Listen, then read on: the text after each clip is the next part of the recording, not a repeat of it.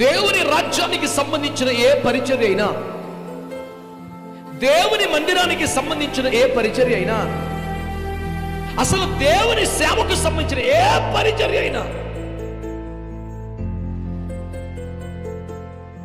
ప్రతి విధమైన పరిచర్యకు ఆత్మపూర్ణులు కావాలి.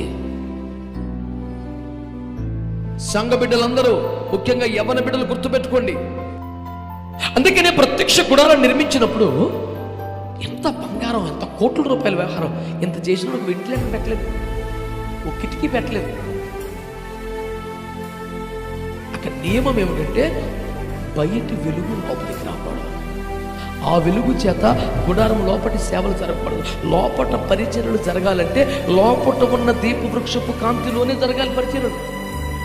లోపల దీపం వెలిగితేనే అది ఎంత దేదీప్యమానంగా వెలుగుతుంటుందో అంత తేటగా యాజకుడు పరిచర్యలు చేయగలుగుతాడు.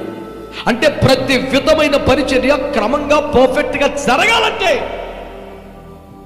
ఆ దీపపు కాంతులను జరగాలి, ఆ దీపం వెలిగించబడాలి. ఏ కాండానికి ఇన్సర్ట్ అయిన ప్రకాండములు ఏ కాండమునంత ప్రమిదని కలిగి ఉన్నాయి, అంతే నూనె కలిగి ఉన్నాయి, అంతే ఒత్తి కలిగి ఉన్నాయి, అదే వెలుగు కలుగుతున్నాయి. ఏ కాండం ప్రభువైన యేసుక్రీస్తు వారు, ప్రకాండములు మనమందరము కూడా, మనమందరము అదే ఆత్మ కలిగి, అదే రాజ్యభారముని కలిగి, అదే భుజం మీద మోస్తున్న భారాన్ని కలిగి, అదే కుమారులమైనను సేవకులమా అన్నట్లు ప్రయాసపడే భారాన్ని కలిగి ఆ ఏ కాండముతో సమానముగా వెలుగుతుంటే ఆ వెలుగులోనే పరిచర్యలను జరగాలి తప్ప బయట వెలుగు రావడానికి వీల్లేదు.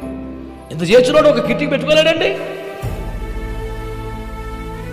దీపవృక్షపు కాంతిలో, అభిషేకపు వెలుగులో, ఆత్మ నడిపింపులో సేవలన్నీ జరగాలి, కానీ బయటి వెలుగులో జరగకూడదు.